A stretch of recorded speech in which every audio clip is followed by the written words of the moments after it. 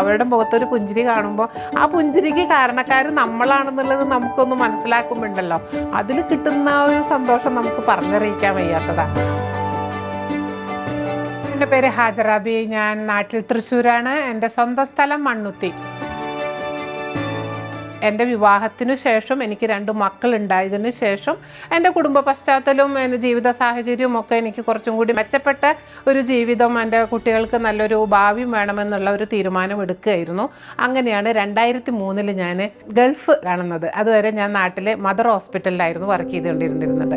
ഒരു വലിയ കുടുംബത്തിന് അന്നമൂട്ടാൻ പകലന്തിയോളം പാടുപെടുന്ന ഉപ്പയെയും ഉപ്പൂപ്പയെയും കണ്ടു വളർന്ന ഹാജറയ്ക്ക് മരുഭൂമിയിലെത്തിയപ്പോഴും അന്യന്റെ കഷ്ടപ്പാടുകൾക്ക് നേരെ കണ്ണടയ്ക്കാൻ കഴിയുമായിരുന്നില്ല. അപ്പൊ ഈ ഒരു വർഷത്തെ ജേണി എന്ന് പറയുമ്പോൾ അതിൽ ഒരുപാട് കാര്യങ്ങൾ എനിക്ക് ചെയ്യാൻ പറ്റി. ആതുര സേവന രംഗത്തെ ചെറിയ ജോലിയുമായി ദുബായിലെ ജീവിതം തുടങ്ങിയ ഹാജറ ആദ്യം തന്റെ സഹായഹസ്തം നീട്ടിയത് വിസ പ്രശ്നം കാരണം ജയിലിൽ എത്തപ്പെട്ടൊരു സഹോദരിക്ക് വേണ്ടിയായിരുന്നു.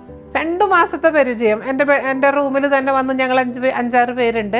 അതിലൊരു ചേച്ചി, ഞാൻ പേരിനോട് കൂടി ഞാൻ അമ്മ എന്നാണ് അവരെ വിളിക്കാറ്. 2 മാസമായിട്ടുള്ളവർ എൻ്റെ റൂമിൽ വന്നിട്ട് അങ്ങനെ ഇരിക്കില്ല. അവർക്ക് ഫോൺ വന്ന് അമ്മയ്ക്ക് സുഖമില്ല എന്ന് പറഞ്ഞപ്പോൾ അങ്ങനെ ഞാൻ നാട്ടിൽ പോയിട്ട് വരാം ഹാജരയെന്നും പറഞ്ഞ് പോയ ആള് കുറച്ച് കഴിഞ്ഞപ്പോൾ എന്നെ വിളിക്കുന്നത് ഞാൻ നാട്ടിലേക്കല്ല ഹാജരെ പോണത്, ഞാൻ ജയിലിലേക്കാണെന്ന്. അതെനിക്ക് വല്ലാത്തൊരു ഷോക്കായിരുന്നു. സ്വന്തം പാസ്പോർട്ട് ജാമ്യം നൽകി ഹാജറ അവരെ പുറം ലോകത്തെത്തിച്ചത് താൻ മഹത്തായൊരു കാര്യം ചെയ്യുന്നു എന്ന രീതിയിലായിരുന്നില്ല. ആ ഒരു സന്ദർഭം കഴിഞ്ഞിട്ട് പിന്നെ ചുറ്റും നമ്മൾ നോക്കുമ്പോൾ ഇത്തരത്തിലുള്ള ഒരുപാട് പേര് വിസയും പാസ്പോർട്ടൊക്കെ എക്സ്പയർ ആയിട്ട് കഴിയുന്ന ചിലർ ഞാൻ അന്ന് താമസിക്കുന്ന വില്ലയ്ക്കകത്ത് പോലും താമസിച്ചുകൊണ്ടിരുന്നിരുന്നു. ഇന്നലെ ഇവരുടെ അപ്പായിരുന്നു എൻ്റെയും എൻ്റെ സഹപ്രവർത്തകരുടെയും നോമ്പ് തുറ. ഞങ്ങൾ കുറച്ച് ഫ്രൂട്ട്സും ഭക്ഷണമൊക്കെ ആയിട്ട് വന്ന് ഇവരോടൊപ്പം നോമ്പ് തുറന്നിട്ടാണ് നമ്മൾ പോയത്.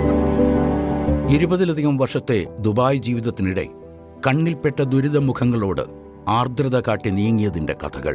പല വിധത്തിലും എന്നുള്ളവരും രക്ഷപ്പെട്ടെടുത്ത് നമ്മളതിനെ പറ്റിയ ആളുകളെ വിളിച്ച് ഇങ്ങനൊരു സംഭവം ഉണ്ടെന്ന് പറയുമ്പോൾ അവരെ കൊണ്ടുപോവുകയും അവർക്ക് വേണ്ടുന്ന സാഹചര്യങ്ങൾ ഉണ്ടാക്കി കൊടുക്കുകയും ചെയ്തിട്ടുണ്ട്. ഭക്ഷണത്തിനായാലും അങ്ങനെയുള്ള സാഹചര്യങ്ങൾ ഉണ്ടാക്കി കൊടുത്തിട്ടുണ്ട്. ജോലിക്കായാലും ഒരുപാട് പേർക്ക് അങ്ങനെയുള്ള സാഹചര്യങ്ങൾ ഉണ്ടാക്കി കൊടുത്തിട്ടുണ്ട്.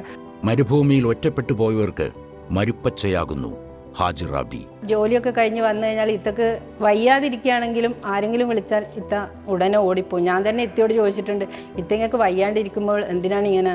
അപ്പോൾ പറയും, അവർ നമ്മളെ പ്രതീക്ഷിച്ചിട്ടല്ലേ അവർ വിളിക്കുന്നത്, അപ്പോൾ അവരിലേക്ക് ഓടിയെത്തുക എന്നുള്ളതാണ് എൻ്റെ കടമ എന്ന് പറയും ഇത്ത. ഒറ്റയ്ക്ക് ചെയ്യാനാകാത്ത കാര്യങ്ങൾ വരുമ്പോൾ കാരുണ്യത്തിന്റെ അർത്ഥം മറന്നു പോകാത്ത മറ്റു മനുഷ്യരെയും ഹാജറ കൂട്ടിന് വിളിച്ചു. അത് 2017 മുതൽ ഒരു സംഘടനാ രൂപത്തിൽ കുറച്ച് ആളുകളുമായിട്ട് ഒന്നിച്ച് ഒരുപാട് കാര്യങ്ങളിൽ ഇടപെടുന്നുണ്ട്. പക്ഷേ പലപ്പോഴും വലതുകൈ ചെയ്യുന്നത് ഇടതുകൈ അറിയരുതെന്ന നല്ല ശാഠ്യവും പുലർത്തി.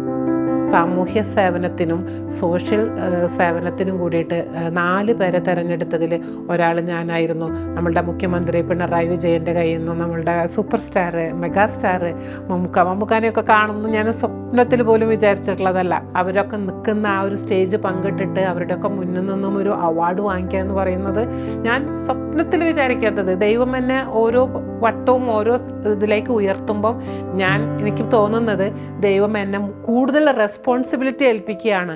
എനിക്ക് ഇനിയും ചെയ്യാൻ ഒരുപാട് കാര്യങ്ങളുണ്ടെന്ന് എന്നെ ഉണർത്തുന്നതായിട്ടാണ് ഞാൻ കാണുന്നത്.